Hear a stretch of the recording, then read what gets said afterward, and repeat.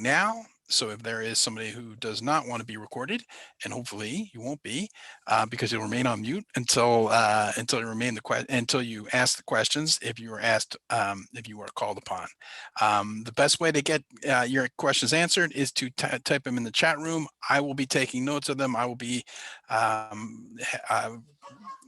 really bringing everything together so that at the end of the training, I can ask Sarita myself directly your questions. So thanks for answering the polls. Let me end that. And then Sarita, you're on when you're ready. Thank you very much, Andy. Good afternoon, everyone, and welcome. I'm so glad to be here today again. My name is Sarita Dyson, and I'm with GSA's Office of Small and Disadvantaged Business Utilization, where our motto is small business first. So we're focused on everything that is related to small businesses and supporting you all with navigating through the federal procurement process successfully. So Andy had a poll up, and I always like to understand the socioeconomic categories of small businesses that we have online, because I always like to know who we're speaking to. So we're just going to end the poll and share the results. So we have our #1 categories, our women-owned small businesses on the line. And then we also have our small disadvantaged businesses and our 8As and what is it called? Service disabled veteran-owned small businesses. So very glad to have you all here today. I also am pleased to introduce a colleague of mine who is going to be supporting me with this training. This is a real treat because he's a wealth of knowledge, but Mr. Brian Gladney. So I want Brian to go ahead and introduce himself. Brian. All right, thank you so much, Sarita. So good afternoon, everybody. My name is Brian Gladney. As you see there, I am the Fast Lane Branch Chief located here in Region 4 of ITC, or IT category of GSA. Some of our prime responsibilities, of course, are assisting vendors such as yourself in the onboarding process with an expedited manner. As well as providing any kind of support as far as your day-to-day maintenance of your GSA contractor's schedule. So with that, I'll hand things back over to Sarita. Thanks very much, Brian. Appreciate that. Yeah, Brian, he is, I'm so pleased to have him here with me today, because the process that we're talking about with respect to getting on the GSA schedule, you know, Brian leads a team of contract specialists and contract officers that actually review the offers that you would be submitting. So you're in for a real treat today, because you're going to get a lot of tips and tricks on what to do with respect to the process for getting on the GSA schedule. So for our agenda today, I'm going to provide you with an overview of the Office of Small and Disadvantaged Business Utilization. Just spend a brief moment talking about who we are and what we do. I think that's really important, that you know your small business context. I'll touch on that briefly, and then we are going to discuss the importance of market research. Market research is critical, whether you're on the GSA Schedules program or any other contract vehicle throughout government, because there are several. Market research is really important so that you can position yourself for success. Also going to talk about some of the prerequisites for the Schedules program. And then we're going to finally go into outlining the process for the Schedules program. So really quickly, before I jump into our material, I appreciate everyone for being on mute, as Andy Kirkpatrick noted for us earlier in the program. So I would really like to ask that as you have questions, write them down, because we'll get to them in the end. And we have a subject matter expert, Brian, on the line with us today to help us build and get to as many questions as we can. We do have a large audience, so I'm going to try to move through the slides so that we can get to your concerns, but jot your questions down and please remain on mute so that everyone can benefit from the information that we're sharing today. Also, as Andy noted, the slides will be shared following this presentation. So if you registered for this event, you will receive a copy of the slides from Andy. So with that being said, I'm going to go ahead and get started and talk about OSDBU. Every federal agency has an Office of Small and Disadvantaged Business Utilization across government, and each of those offices are charged with advancing small businesses for their respective agency. So at GSA, What we do is we provide training and support similar to what we're offering here today with respect to the schedules program. We also offer training on marketing, and we also offer some support with helping you to data mine through FPDS. So whether you're located in the Pacific Northwest or you're located in Florida, New England, there's a small business specialist available to support you. And what's unique about that is that they have a lens of what's happening in your area, a regional lens. So as Andy said earlier, he's with Region 2. So he represents New York, New Jersey, and Puerto Rico. And so when you're dealing with the regional office and you're dealing with the small business contact in that particular region, they have a lens on what's happening with the businesses within that particular region. So it's really important that you reach out to your local small business specialist for help. Because there are some nuances and different things that are happening in your area. For example, if you have a company that's offering government sales in New York, New Jersey, and Puerto Rico, and you're limited to that area, there are some different ways that you want to maneuver as opposed to if you have your operations in Washington, D.C. So we believe in the motto, small business first. And we help you all grow. We help you guys navigate through this maze of federal contracting, and we help you to acquire the tools and information you need to ensure that you experience success. And we, sorry, I went too fast there. We advocate for all categories of small businesses. So we advocate for small disadvantaged businesses, women-owned small businesses, service-disabled, veteran-owned small businesses, and historically underutilized business zones. And so these are the statutory categories according to the Small Business Act. And so each of these categories have a percentage of contracting dollars that each agency is required to award. Typically GSA, we surpass these goals and we always aim to, but these are the categories that we focus on within that realm there. So before I go into explaining let's see, Andy, do we have the GSA, what a GSA schedule is? Oh, there we are. Okay, let's see.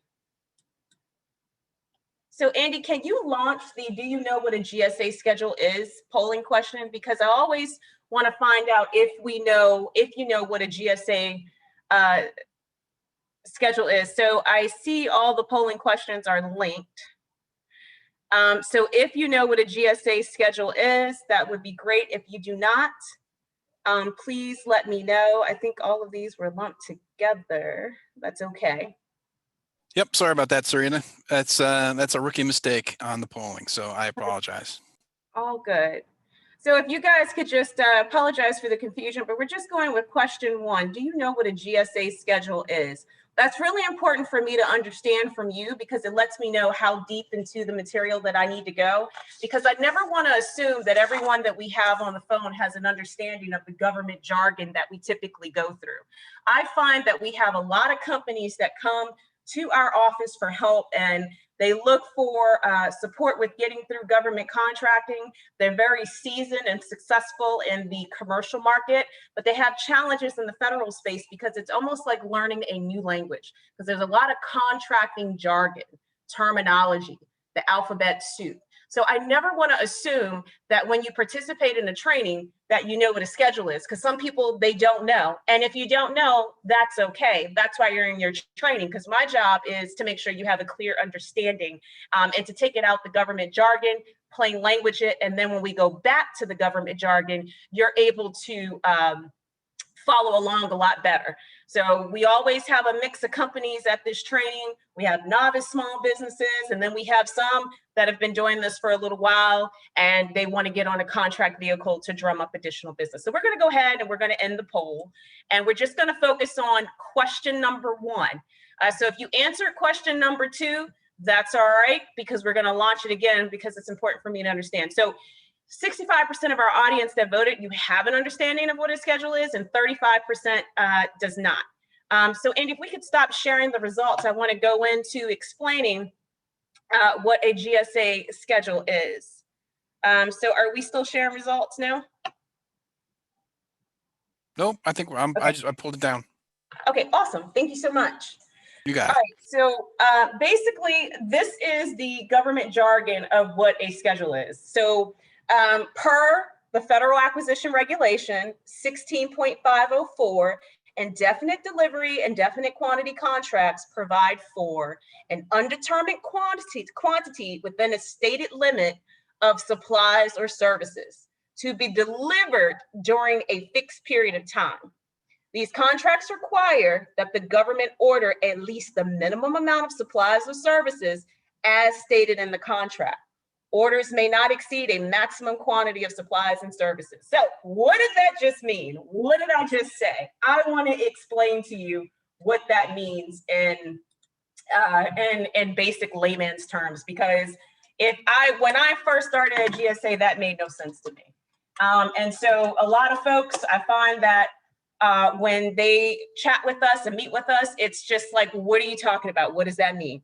So one of the things that you see me doing on my screen, because this is an interactive training, I'm very interactive because it's important to me that you understand. I went to Google, I typed in GSA eLibrary. Get to know this site because you're going to use it a lot if you are considering getting on the schedules program. So we're going to wait for eLibrary to load. My computer is running a little slow today. Oh. Let's see. Let's see if I could get on. If I can't get on, that's okay, because we can still do it another way. All right, so it looks like, let me try one more and see if I can do it this way. And if I can't get on, it's all right. GSA eLibrary. Normally this does not happen, guys. So typically this is a site that you're able to get to with no problem. Awesome, we're in. So this is GSA eLibrary. So basically, when you're saying that you want to get on a GSA schedule, this is the schedules program. So you have the facility schedule, you have the human capital schedule, the information technology schedule. So schedule is literally, think of that as a category of products and services. So the schedule is your lane or your category that you belong in.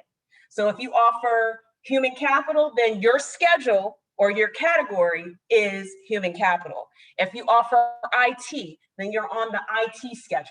So then when you get into the IT schedule, these are the subcategories underneath of that, because IT is so big, right? So you have IT hardware, services, software, solutions, training. There are so many things. And then when you click on that, then it drills down further into specifics based on the NAICS code. So essentially, when you're saying you want to get on the GSA schedule, what you are saying is that you have to pick out what schedule or category, rather, that you belong to sell your supplies and services. And when you're on the GSA schedule, what you are saying is that we are going to negotiate with you for you to give us the best value to federal customers to source their supplies and services through our vehicle, and our vehicle is the schedule. So if they need IT, they're going to come to the information technology category, and they're going to procure their services there. If they need industrial products and services, they're going to push to get their products and services there.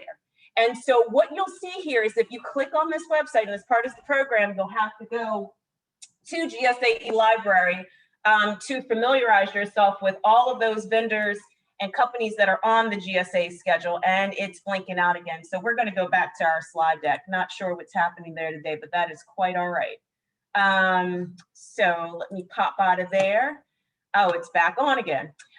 So basically what you're saying here is that I'm trying to get the list of vendors to come up. Not sure what's happening with the site today. But typically what you can do on GSA eLibrary is you can essentially click through and see all of the companies that are offering products and services on any one of those categories.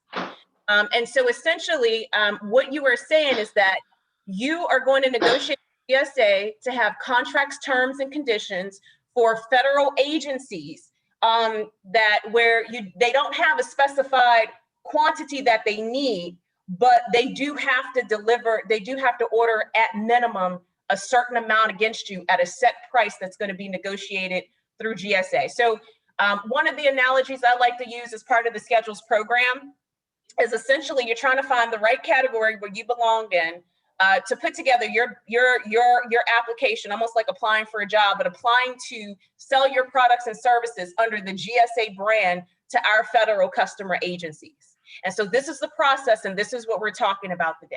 We're trying to find out, where do you belong in any one of these categories, right? And then based on where you belong, we're going to negotiate price, and we're going to determine a lot of other factors to ensure that when you're carrying that GSA brand, right, because you're a GSA scheduled contractor, which means you're selling to our federal agencies your supplies and services to meet their mission critical needs. So whether you're selling IT or whether you're selling facility services, meaning, helping with maintaining our buildings across the country, what you are saying is that you are a company that is able to successfully represent the GSA brand by supporting our customer agencies with your products or service. So think of it as a partnership, right? You are our supplier partners. And so it's really important that when we're calling you a partner and you're carrying our brand, we have to vet and make sure that we put you in the right category to make sure federal agencies can source supplies and services from you. And we're setting you up on an indefinite delivery, indefinite quantity contract vehicle. So we're going to set up a contract for you to sell your supplies and services through the GSA schedule based on the appropriate category, and to make sure that the government can order at least a minimum amount, and that your orders do not exceed a maximum quantity. So we're making sure that, the government is going to provide you with an amount to make it worth your time in terms of orders, and they're not going to exceed an amount that exceeds what you can do as a company, okay? So that's the schedules program there. So the schedules program provides fast and flexible cost-effective procurement solutions, meaning for federal agencies, it's quick, because you're already pre-vetted, which we're going to talk about in a minute. Pre-vetted means we've already screened you. We've already negotiated best value. And you are something called FAR compliant, which refers to the Federal Acquisition Regulation. That is everything that a vast majority of federal agencies follow when it comes to purchasing supplies and services. They go by something called the FAR, the Federal Acquisition Regulation. And so that's really important to a lot of agencies, because that's a good selling point. And so within the schedules program, it represents over 21% of federal procurement spending. So we know that the federal procurement market is large, it's huge. There's a lot of opportunities there. And so within the schedules program, it represents 21% or $30 billion. So it does require a bit of effort and commitment to be successful. Now, before we go on, I would launch this, but I'm going to skip it because I feel like that you guys have already answered. So we're going to skip the polls for this, and that's okay. And that's what makes these trainings organic. But I hope that that explanation gave you a good understanding of what a schedules contract is, because that is going to be needed as we continue going through the training. We're going to be talking about a lot of things. So if you want, you could just drop a quick note in the chat box, or you could click a yes to let me know, for those of you that voted that you did not understand what it was, that you know what a schedule is. So moving on to our next slide. Items to consider before applying. So as I said, there's a lot of opportunities there, right? It's $30 billion right now moving through the schedules program, which means federal agencies are coming to buy supplies and services through the schedules program, through those different categories, which means opportunities for you.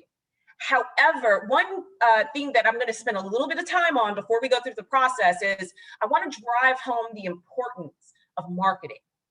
And I want to drive home the importance of the requirements to consider before committing yourself to a schedules program. Now, right now, you have to generate $25,000 in sales within your first 2 years of your schedule contract, and at least $25,000 each year thereafter. So with that being said, what's really important to note here is that you have to generate sales through your schedule contract, which means a federal agency has to source their supplies and services through your schedule contract. And so in order for them to do that, that requires them to know who you are.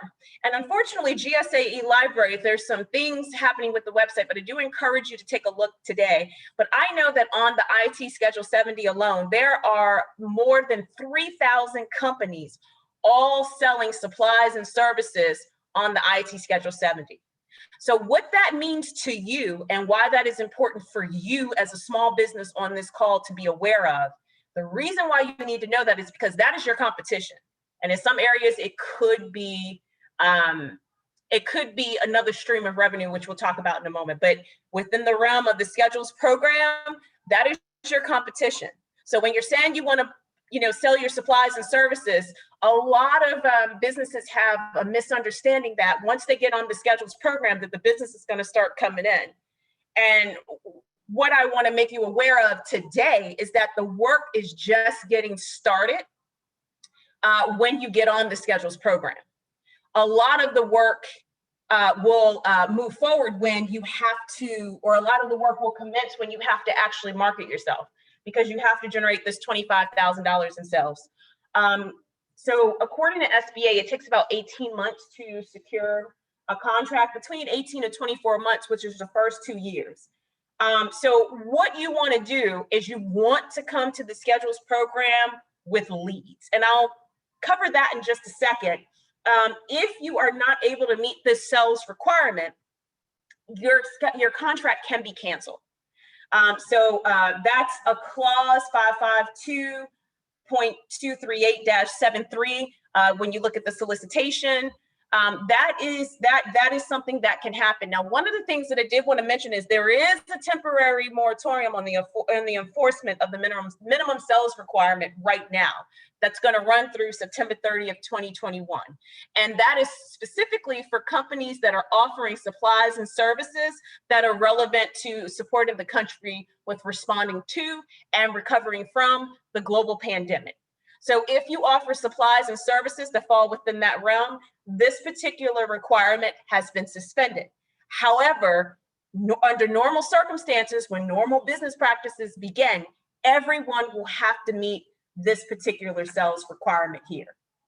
And one of the ways that you can meet the sales requirement very easily is data mining using the beta.sam data bank to find out what companies are or what federal agencies are buying your products or services, which we'll cover in a minute. So when you come to this program, you come to the schedules program, you want to make sure that you data mine, you have a solid federal sales marketing strategy. What do I mean by that?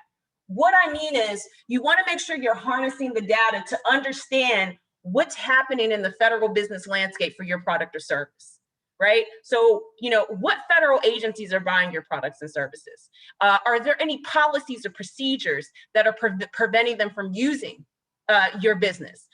Is that particular agency more inclined to use big business, large businesses to support their needs? So there has to be some sort of market research and data analytics or data mining to happen to understand where do you fit in. You have to build your roadmap for success. Oftentimes, it's very interesting that we find a lot of companies that come in and they are very reactive. And they look at the RFPs and source of thought notices that come out, which is great, RFIs. But what we're saying here to you and what we're trying to impart to you before we go into the schedules training is think about the fact that you have to generate $25,000 in sales within your first year, $25,000 in sales within your first 2 years, and then $25,000 in sales each year thereafter. And so with that being said, it's really important that that is a commitment that you have to make. And so in order for you to easily make that commitment, because it does require effort, you want to data mine, and not just simple data mining. You want to we recommend and we encourage you to have a proactive approach to work with data analysts that are used to and comfortable with working with huge sets of data, so that you can have an airplane view of what's happening for your product or service. Like, who are the key players? What are some critical policies? What are some initiatives? I know in IT Right now, IT modernization is huge across government, right? So you want to know what agencies are not meeting their IT modernization requirements for the product and services that you sell. You also want to know any spending budgets for your target agencies. What initiatives are getting more funding so that you can understand what is going to be flowing in terms of funding throughout the federal government. So you want to use this information to be proactive in finding opportunities and generating leads.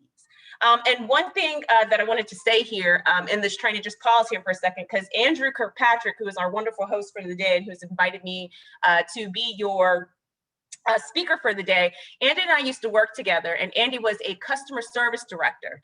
And what the customer service directors do in GSA is they market the entire suite of products and services for GSA, right? And so there's some that market it to the region, and then we have national account managers that market it to federal agencies across government. They're not going to market your particular business, but they are going to market the contract vehicle, because the schedules program falls under our agency called the Federal Acquisition Service, also referred to as FAS. So there's a retail component there in the sense that there is a small fee that's charged to federal agencies when they use the schedules program. It's 0.075%.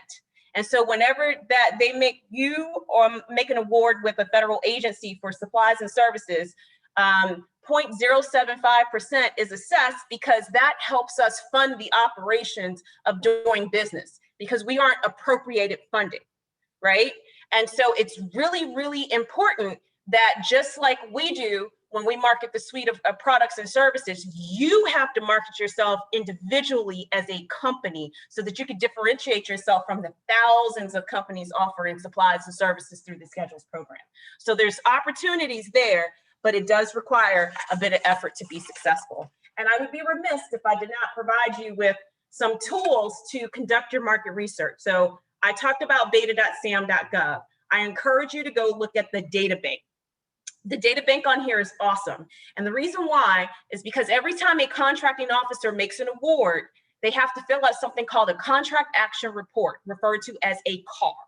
And in that report, it's almost like a receipt for supplies and services that they are procuring or purchasing. So when you hear me say procuring, just think of purchasing. So when the government procures, right, supplies and services for their agency, and it's above $10,000 as indicated in this slide, they have to submit something called a contract action report, which is filtered into the Federal Procurement Data System, FPDS. And so this acts as a repository of receipts. So this is powerful information here, because what you can do is you can use the information of what is posted here to have an understanding of what's happening for your product or service, answer all of these questions that we talked about in the previous slide here. All of your questions can be answered through this website. Love this website. The ad hoc reporting feature is great. As I said, it's important to have a data analyst that's used to working with large sets of data. At OSDBU, we host events where we give training on how to run an ad hoc report. There's also a lot of cool training videos on there. I encourage you to watch them because this is going to allow you to have a proactive approach. So let's keep moving forward. Also, the Schedule Sales Query Plus is a great tool in the sense that it helps you to understand who is making what on the GSA schedule specifically. So this is vendor reported sales from GSA contract holders. So you can see who's doing what. Very important information to have. And as part of the schedules process, this is something that you're going to have to do anyway as part of the training, which we'll cover in just a second. So let's jump right into our training for getting on schedule.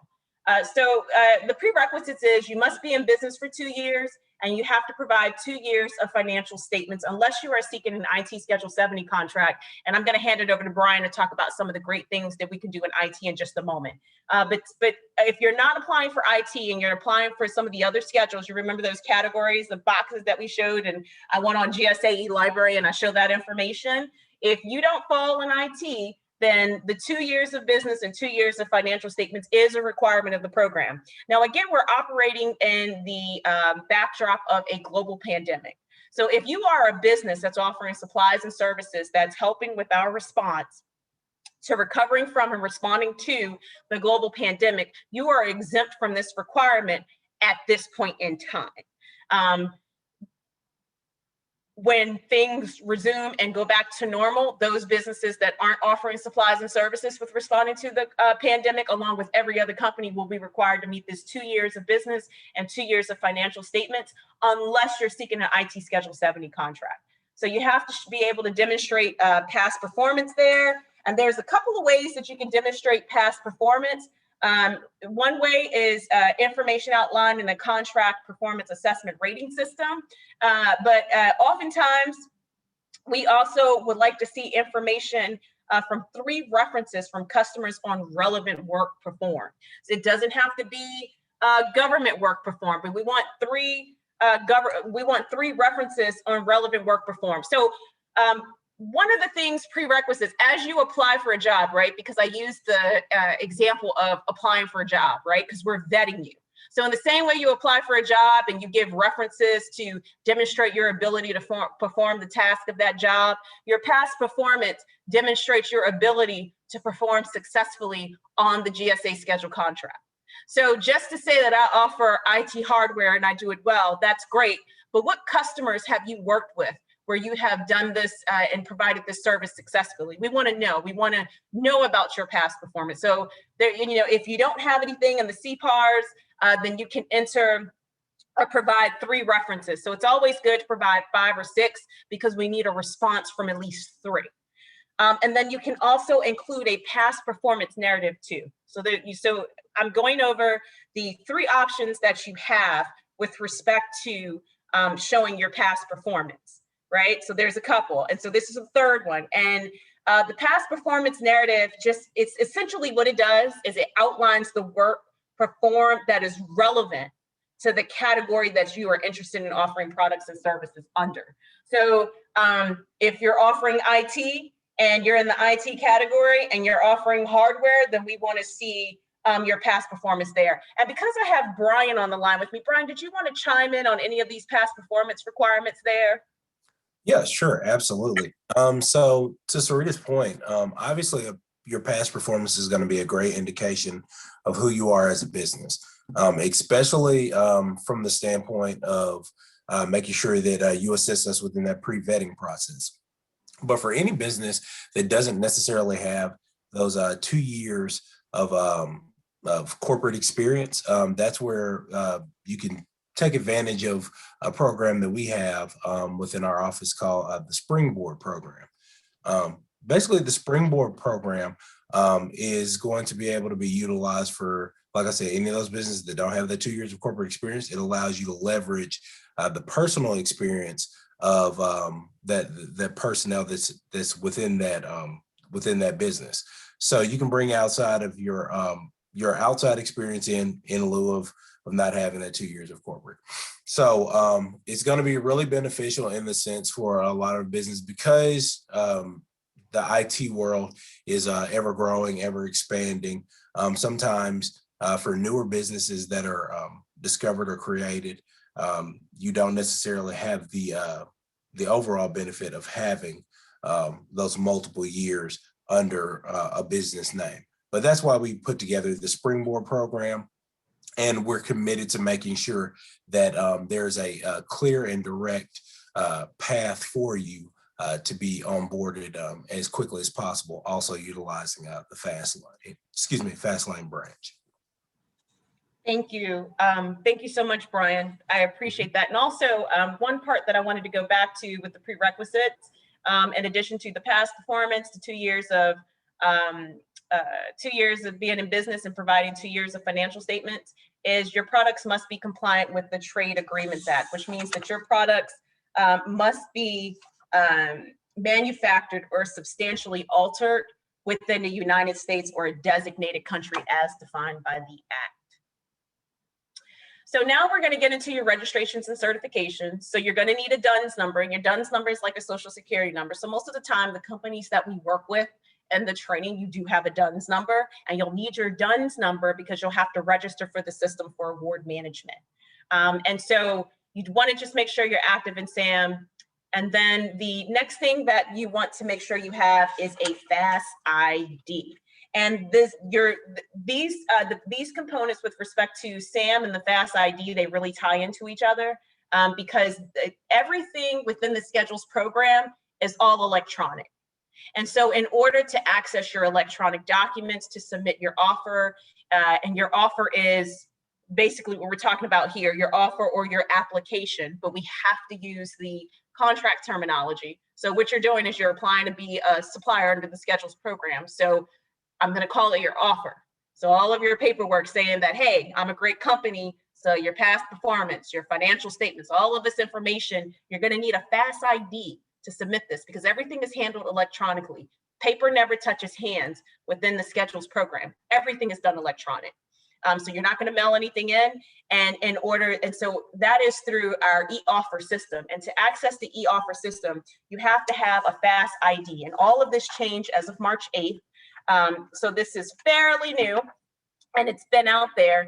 And the one thing that's important about this program is that you are going to have a lot of issues accessing all of the paperwork and documents that you need if the information for your email that you put in the SAM field is incorrect. So when you are putting your name and email and one of the points of contact in SAM, so whether that be your government business POC, electronic business POC, government business alternate, etc., you want to make sure that you coordinate with your SAM.gov administrator to update the points of contact. Okay, because if the points of contact are incorrect, you won't be able to access the FAST ID. So that's an important piece to note there. You also want to take your required training. This is located on the Vendor Support Center. And so basically your pathways to success training. So this is all it's called multiple reward schedule or schedule specific information. And it just outlines a lot of information that we're talking about today.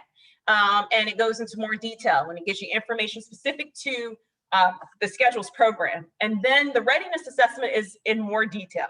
And you have to go to GSA library to gather an understanding of how many companies are on the particular schedule that and subcategory that you are applying to. If there's 3,000, we want to know that you know that and you're clear that that's potentially your competition. So there's a lot of questions. You go to the schedule sales query database that we talked about earlier today, right? So we talked about the beta.sam.gov data bank, and then we went and we talked about the schedule sales query, which are vendor reported sales. So you want to understand who's making what. That's a part of the readiness assessment. So it asks you those types of questions. The one thing that I want you to take away from this slide is 1 year, right? So you want to make sure that this is dated within the year that you're going to be submitting your schedule offer or schedule application, right? Because if it is not, you do risk the chance of your offer being rejected. And so a lot of people ask, what is the time frame for getting on the schedule? The answer is about 6 months, right? But remember, as we said in the previous slide, offers are reviewed in the order that they are received, right? And so paper never touches hands. So when you click that submit button, there is a contract officer that will now have you in queue. So everything is reviewed in the order that it is received. Now, if there's anything missing, anything questionable in the information, you do risk the chance of your offer being rejected, which means that your potential offer goes back down to the bottom of the list. So if there's 3,000 other companies that comes in while you're making the corrections or addressing the concern that the contracting officer had or the contract specialist had with your particular offer, that is going to add in additional time. So one of the things that I implore you to do is to read the solicitation.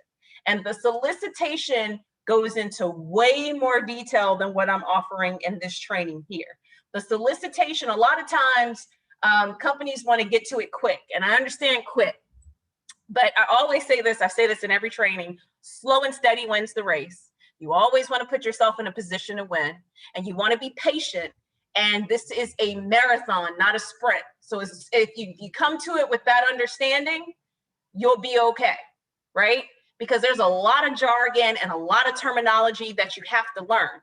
But the work is well worth the effort in the end, because there can be success because there's a lot of opportunities in the federal market. It's just, you know, it's not quick. It takes time, because for some people who are new companies coming in the federal space, it's going to be a bit of a learning curve, right? So one of the things that you want to make sure that you are doing is you have a good understanding of your solicitation. You're reading it from beginning to end. You understand all the expectations. Any words you don't understand, you look them up. You lean on your small business support contacts, our office located across the country.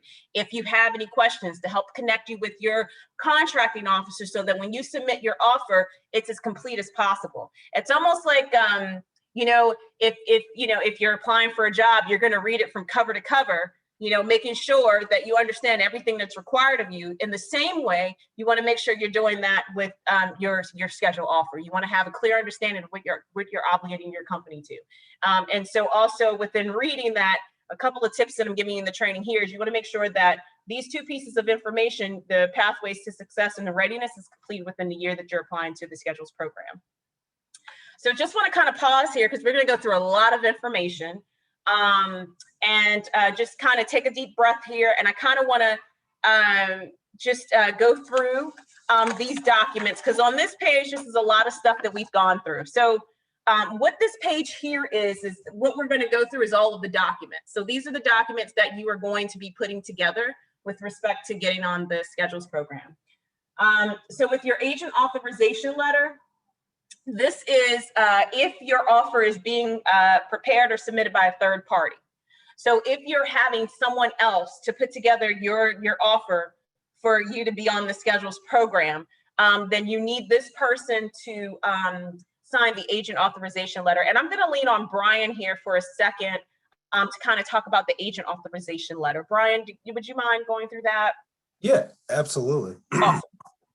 So the agent authorization letter, the most important thing is you want to make sure that when you're designating someone to either be able to sign or negotiate on behalf of your contract, that you have more than one person.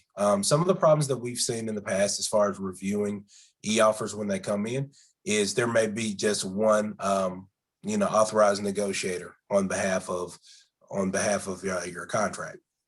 The problem with that exists is, of course, due to, of course, personal matters, business matters, or whatever, sometimes those relationships are severed. Well, that also does leave your contract in limbo. That's the last thing that you want to happen. So my suggestion would be to basically have a good list of potentially 3 to 4 different individuals that would be able to negotiate and sign on your behalf. But most importantly, at the end of the day, you want to make sure that company leadership is also one of those authorized negotiators within the agent authorization letter. Awesome. Thank you, Brian. Just to add to that, we always get a lot of questions about, so can you recommend a company that we can work with? Do you recommend that we should have someone put together our schedule offer for us? So I kind of want to take a moment to address this one right here, because I think this is a very important portion to note. So here's my soapbox that I'm going to get on for a second, and then I'll get off of it really quickly. If you choose to have someone else prepare your offer, that is a business decision that you have to make for yourself. GSA cannot provide any third parties that you can work with. We cannot say you should or you should not. That is a business decision. But what we can do is provide you with the information so that as a small business, if you want to save some funds, that's the purpose of this training, to give you the resources so that you can maneuver this process on your own.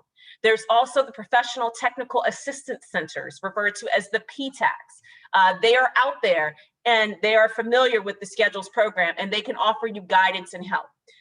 So again, if your approach is slow and steady wins the race, well, then you can put it together, your offer on your own. However, there are some companies that choose to work with a third party. That is your prerogative. That is a business decision. And again, we cannot provide any recommendations for any companies because our job is to be impartial as employee working for the government. So your readiness assessment and your pathways to success. Certificates, we talked about that. That's the training you have to take. Pathways gives you mass or multiple award schedule or schedule specific information, and then the readiness assessment, it talks about you have to go and look up, see who's on schedule, schedule sales query, all of that.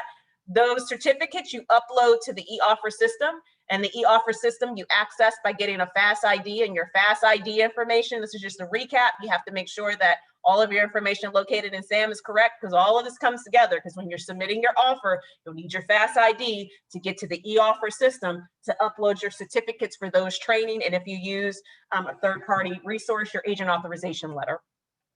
Past performance. We talked about past performance already. So if there's CPAR submitted to the system, you will want to upload it there. If you're using narrative customer references, you can reference that there, or relevant work performed. So all of that information gets uploaded into the eOffer system, because again, this is not an this is an electronic process. So everything goes to the eOffer system, and that's how you communicate with your CO or contract specialist. Subcontracting plan. If you're a large business and you're expecting to generate $750,000 or more, you have to submit something called a subcontracting plan. I'm assuming there's only small businesses on the phone, but if there is a large business on the phone, you have to show how you are going to provide opportunities for the socioeconomic categories that we talked about in the beginning of our training. We talked about the women-owned small businesses, small disadvantaged businesses, service-disabled veteran-owned small businesses, and those businesses located in historically underutilized business zones. All right, so this slide here is really important, and I'm going to lean on Brian a bit, because Brian actually looks at this information here on a regular basis. Going to cover this slide. So in your commercial sales practices format, the CSP1, this is a template, and you want to use the template that's located in the eOffer system. And what this does is it outlines your commercial sales only. So you have to provide sales for each of the sends that you are, I'm sorry, not sends, but each of the categories that you're applying to under the schedules program. So you're going to document, and it will ask you about any written discount policies and if they are better than or equal to the pricing being offered by the government. So this is a template where you're outlining your commercial sales only for the schedule that you are applying to. Brian, did you want to add anything about the CSP1 here? Yeah, sure, absolutely. Okay. So with your CSP, the biggest thing is just remaining open and transparent.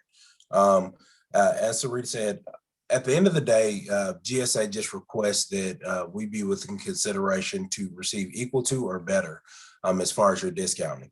Ultimately, at the end of the day, that's going to be beneficial for you all as a company, because when you enter into a contractual agreement with us here at GSA, we operate under what's known as an evergreen contract, which means you have a 5-year base and 3 5-year options.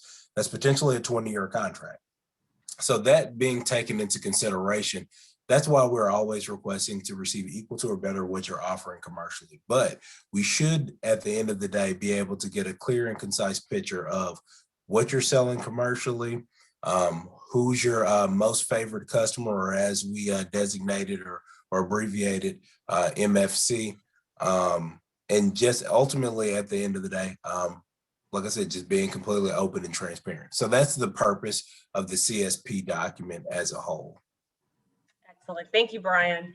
And then we're going to skip the financial statements because we covered this, but I want to talk about the price proposal template and the price and support document and the commercial price list or market sheet. So the 3 that just follow the financial statements. We'll come back to that because these 3 really relate to this commercial sales practices format. So with the price proposal template, this is a template. So you want to make sure you're filling out this template. You want to provide the information that is provided in the template through the eOffer, and it's going to outline the prices you will offer to the government. So that's the price proposal document. So the CSP1 are your commercial sales, and then your price proposal document, that is going to outline what your best price is to the government, and that's what we call the most favored customer pricing. So your MFC, which is referred to as your most favored customer pricing, must be considered highly competitive and determined to be fair and reasonable to be accepted by GSA. And so then after that, we go, and so then right after that, we go to price and support invoices, statement of work. So your invoices and your statement of work. So this is exactly what that is. You're going to provide your price and support to verify what you've outlined in the CSP1, which is what you're saying is your commercial sales practices. And then in your price proposal document, what you are saying is your most favorite customer pricing. You are going to submit invoices and statements of work. And you want to make sure that they're the current within 1 to 3 years, right? And you want to show, you want to make sure that it's consistent in the sense that any discounts that you have offering in the CSP1, it should be consistent in the pricing support documents that you provide in the form of invoices or statement of work. This is the same with your commercial price list or market rate sheet, whichever apply. So commercial price list, that's for your products. Your market rate sheet would be for your services. So again, 1 to 3 years, and you want to make sure that whatever you put in the CSP1 and whatever you put in the price proposal template is consistent with your supporting documentation and your invoices, statement of work, and your price list. If there's any inconsistencies here, you do risk the chance of your offer being rejected. Did you want to say anything else here, Brian? Any tips, or how do you feel about that? No, yeah, I believe you hit everything spot on. Excellent, excellent. Thank you so much. So these are the pieces here. So you want to take your time with these. Also, going back up to the financial statements, you want to provide 2 years of financial statements, and you want to make sure that you're able to show that you've generated $25,000 in sales for the products or services that you want to sell under the schedules program. So this would include your balance sheet, income statement, net income loss. If there's any negative financial information for your company, you want to make sure that you provide an explanation for any negative equity or income there. And then finally, going back down to the bottom here, professional compensation plan. So if you're offering services, you want to outline how you will be compensating your employees. And typically, your employee handbook is sufficient for this. Brian, did you want to mention something about the professional compensation plan as well here? So your professional compensation plan is pretty much straightforward, right? So for the most part, like you see there is the submission of your general compensation practices. Biggest rule of thumb for all of these documents is to give an open, clear, and concise view or vantage point. Hold on one second, Brian. Whoever has their phone off mute, we ask that you mute your line. Thank you. Go ahead, Brian. Yeah, no problem. Biggest rule of thumb, basically, just kind of as a wrap to all of the documents that you see on screen. You just want to paint the clearest and most concise picture of who you are as an organization and who you are as a company, right? So whether it be something as simple as your CSP, your professional compensation plan, your price proposal template, open and transparency within your pricing is going to lead you down a level of success. The things that we typically see that halt or cause a pause to someone getting their scheduled contract are those who choose to not disclose the full picture of your business as a whole. We're better suited to help you all get on schedule as well as achieve some of the goals that you have for yourself in a government basis once we get that picture. But of course, if you kind of hide those certain things, or let's say not even hide, but let's say you're not as forthcoming with maybe information, it makes the job more difficult for everybody. So it really is a partnership, a teaming agreement per se. So we just look to get the very best picture of who you are as a company. Awesome. Thank you, Brian. That's very, very helpful. So we're going to go to our final slides for the day. And we're going to talk about the last 4 pieces of information. Technical proposal, that is another piece of information that you would be putting together as part of your package for getting on the schedules program. And so literally that is similar to responding to an RFI or an RFP. And what it does is it details information and examples of your company's experience that proves that you can provide the products or services that you're offering under your scheduled contract. So it's going to be a narrative that goes into a deeper level to talk about how you are able to prove that you can actually provide these services at a high quality level to our federal customers using the GSA brand. Letter of supply. This is a form that binds the supplier or manufacturer. So in other words, This is the planned company who will provide you during the duration of your GSA contract with products if a contract is awarded. So it ensures that you will be provided the products that you're selling through the schedules program for the duration of your contract.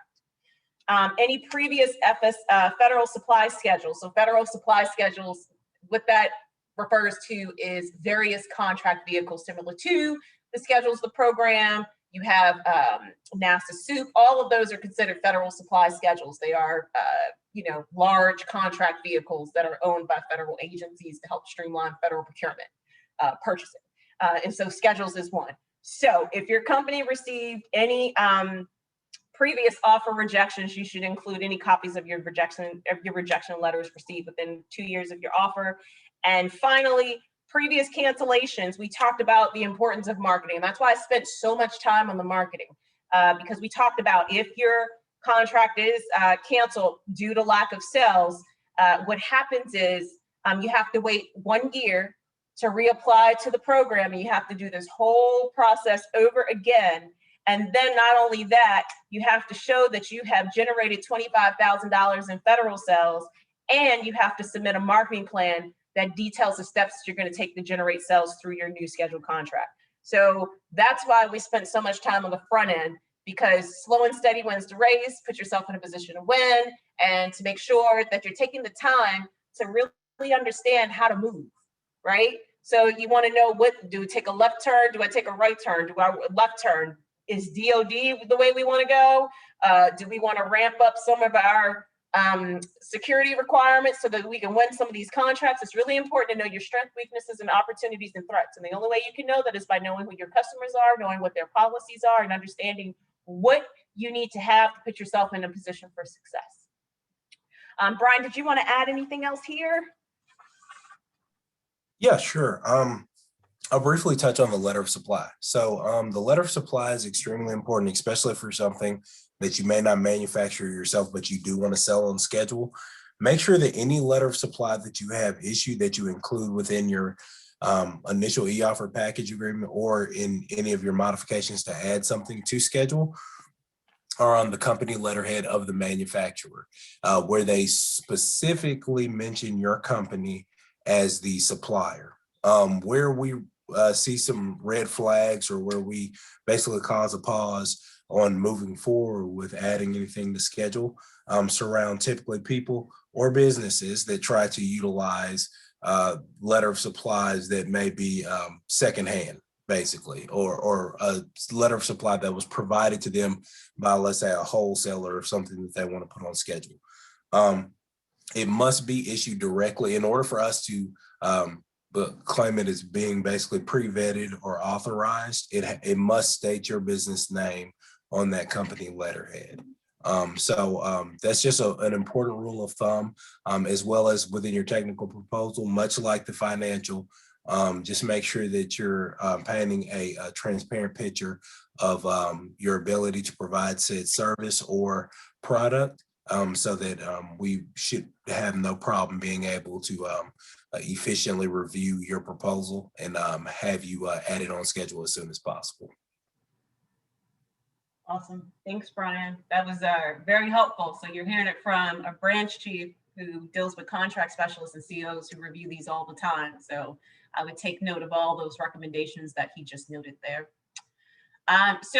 One thing that I wanted to direct your attention to, and I'm hoping that I can get there, gsa.gov/mass roadmap.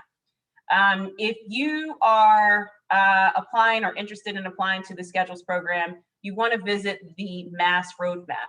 And while we wait for that to come up, if it doesn't, I don't understand why it's not coming up. I think it's because I'm on, oh, there we are. So if you are interested in taking some of this material, because I know we threw a lot at you today, right? So this goes into more detail. So I saw a question in the chat. What is a CSP1? So it's like assemble your offer, right? So if you scroll down, the CSP1, commercial sales practice template, it's right here. So everything that you need to know is in a deeper dive of material. So the way we like to look at this is, this training is like the professor, and then the mass roadmap is the textbook along with the solicitation. I cannot stress that enough. You want to read the solicitation from cover to cover, clean read at least one time, because all of it'll make sense. You asked the right questions there. So the mass roadmap is an excellent resource. A lot of the contract specialists and a lot of the acquisition workforce, so all of the folks that are responsible for this process, got together and they put together this information with you in mind to make sure it's very clear. So if you look at this along with the solicitation and participate in this training, you should be very clear. Spend some time on this website, the mass roadmap there. Very, very helpful. If you find that the schedules program is not right for you, then you want to visit us at, and you want to look at subcontracting, because subcontracting is another revenue stream. So if you say right now, I don't want to do schedules, or it's not quite a right fit for me, then you can look in subcontracting opportunities. So when we talked about some companies have to, if they're going to generate $750,000 or more, they have to talk about how they're going to provide opportunities for small business. Every large business, they have to have a subcontracting plan. And so, and a lot of primes that win contracts, right? These large businesses that win contracts, there's some incentives tied into their contracts to increase small business utilization in the performance of those contracts. So this is our subcontracting directory, which provides a lot of information on all of our primes, and you can reach out to them, talk to their small business liaison about getting opportunities there. And then also we encourage you to look at our forecast tool. It's on fbf.gov, and this outlines all of opportunities that we have forthcoming with GSA specifically. So every federal agency has a forecast tool, so you want to check that out too. And you also want to contact your small business support contacts. And Andy, I am coming to a close here because I know we're at 3:07 mark. So gsa.gov/OSDBU. We are cleaning up our page to make information easier for you to find. So soon you won't have to scroll all the way down to the bottom, but go to gsa.gov/OSDBU, scroll down to the bottom, click on news and events, and you will have all of the training and events that we have here. We have a team that's working really hard to get all that information posted there. And then if you want to find your local small business contact, their names, email addresses, and telephone numbers are listed there. You want to contact the one that's located in your region or area. And then you can also filter it by state, or if you know what region within GSA you work with, you can filter it there. And then lastly, we always post RFIs, sources sought notices, working with the acquisition workforce community on our Twitter page. And so we are active users of social media to communicate with small businesses. So we want you to follow us on Twitter. We do a lot of live tweeting. All of our events are posted here. A lot of the news that's happening is going to probably hit our Twitter page first. And we are active on Twitter, constantly posting information. So we want to make sure you follow us there. And with that, I am going to stop sharing, and I'll hand it over to Andy to facilitate some of the Q&A. First of all, I got to say OSDBU is the greatest acronym that I have ever heard in the history of GSA. That's awesome. I don't know who was responsible for putting that together, but absolutely kudos. We have done, and your team has jumped in as I had anticipated, to handle all the questions that were coming in. We were getting them fast and furious. I know there's one that just came through that was, what is the average time from submission and e-offer to being initially contacted by your reviewers?